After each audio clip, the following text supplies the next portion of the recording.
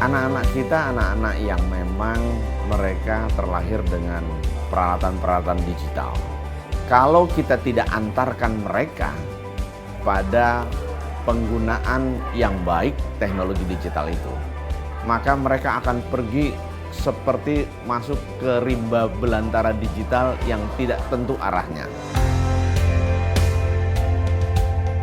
Dulu sebelum kita menerapkan Smart Classroom, murid-murid kami itu, tanda kutip ya, memandang remeh terhadap pembelajaran, terhadap kemampuan guru. Tapi setelah guru-guru kita dilatih, kebalikannya, anak-anak kagum atas kemampuan guru-guru dalam mengelola pembelajaran dengan menggunakan peralatan digital mereka.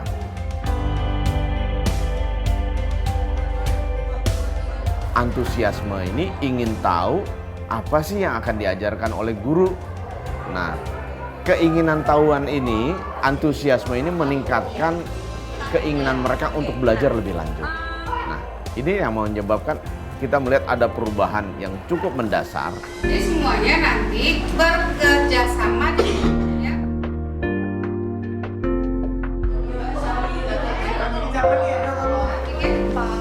Kalau dulu itu lebih banyak bersumbernya dari guru, ya kan.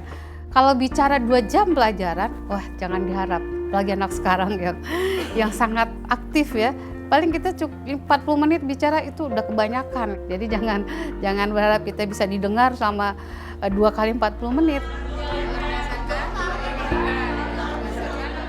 Kalau sekarang gitu, saya menyajikan materi itu bisa dengan berbagai macam cara. Saya cukup memberikan garis-garis besar, kerangka atau berupa pancingan gitu kan.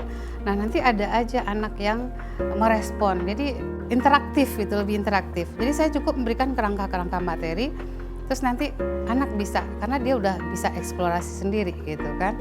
Semua anak bisa berperan aktif, karena ada anak yang kesulitan untuk verbal, langsung berbicara apalagi depan orang banyak. Tapi melalui aspek lain dan aplikasi-aplikasi yang ada di iPad mereka, dia bisa sampaikan lewat itu. Ya, baik. Jadi hari ini kemajuan teknologi ini sangat seiring dengan kurikulum 2013. Dari segi produk anak itu jelas lebih inovatif sekarang ya. Contoh tadi materi yang saya sampaikan, iklan misalnya ya. Hasil yang anak-anak tunjukkan jauh dari ekspektasi saya. Luar biasa, itu di luar dugaan saya gitu. tepuk tangan buat teman-teman semuanya.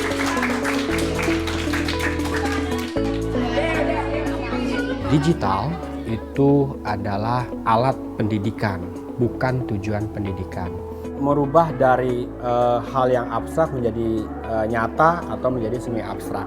Rasa-rasanya sih kemajuan-kemajuan ini yang buat kami tidak akan pernah cukup, karena akan banyak lagi inovasi-inovasi yang terus kami kembangkan, yang artinya kami berharap baik untuk sekolah kami ini betul-betul mengimplementasikan teknologi pada sesungguhnya dengan tujuan-tujuan pendidikan yang sudah digariskan oleh pemerintah. Ada beberapa pahlawan, misalkan dari Maluku, siapa pahlawannya? Timurah.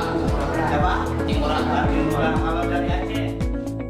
Saya selalu membuat soal latihan. Soal latihan biasa berbasis Google Form. Di mana di dalam Google Form itu ada foto Cut Nyak-Dien, ada foto Sultan Hasanuddin, dan mereka menjawab, gambar di bawah ini merupakan tokoh pahlawan dari mana ya? Gitu. Ketika anak tahu kesalahan dia di mana, itu akan lebih gampang untuk kita membenarkan atau mengkoreksinya. Tapi ketika dia nggak tahu salahnya di mana, terus kenapa jawaban dia ini? Emang dia siapa Pak? Kok dia jawaban saya ini? Kok jawaban yang benar ini? Baru itu ada feedback yang menurut saya dalam pendidikan itu sangat penting. Jadi ada pendidikan tuh 2 arah.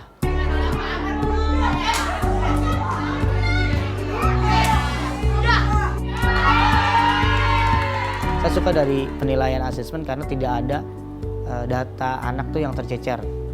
Kemudian yang kedua, guru sudah tidak disibukkan dengan mengoreksi manual karena sudah bisa di setting secara langsung. Jadi anak ujian langsung muncul, itu menurut saya sangat ngebantu guru.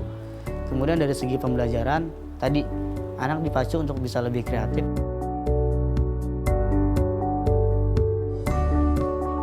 Kalau sekarang tugas-tugasnya di iPad tinggal udah di-sharing sama guru. Jadi kita tinggal mengerjakan tugas di situ, langsung bisa dikumpulin. Jadi guru langsung menerima dan langsung keluar nilainya di situ. Asik dan menyenangkan, Kak. Karena dengan menggunakan iPad, belajarnya lebih tambah semangat dan tidak usah bawa berat-berat buku pelajaran lagi. Di era globalisasi ini, kita harus memerlukan update informasi, tambahan ilmu pengetahuan yang banyak. Bermanfaat sekali, soalnya kan saya juga sangat bersyukur. Soalnya saya tuh angkatan pertama yang belajar pakai iPad sekarang di Al-Azhar. Jadi ada peraturannya juga. Jadi misalnya kita main game nanti kena poin juga gitu. Kalau nggak iPad-nya disita kalau misalnya emang udah berlebihan banget gitu. Kamu sendiri pernah melanggar nggak peraturan itu?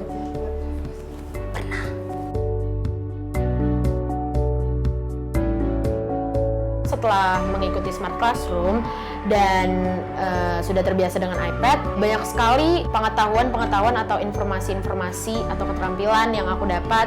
Contohnya kalau itu membuat PowerPoint, membuat mind map, mengedit beberapa video. Menurut aku mengerti bahwa iPad ini memang sarana untuk belajar dan bukan sarana untuk bermain atau sosial media. Karena walaupun game-game tersebut atau sosial media tersebut tidak aku gunakan saat di sekolah, tapi saat aku belajar di rumah jadi banyak gangguan-gangguan seperti notifikasi-notifikasi.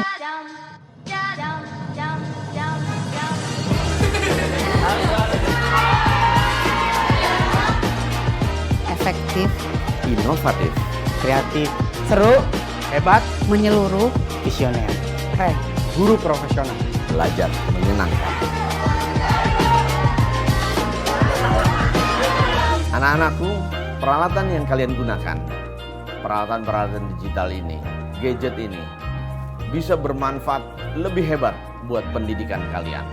Oleh karena itu, manfaatkan dengan demikian, manfaatkan dengan baik. Hal-hal positif yang bisa kita gunakan untuk pendidikan, gali dengan baik, eksplor dengan baik. Ada hal-hal yang negatif. Nah, itu hindari dengan semaksimal mungkin.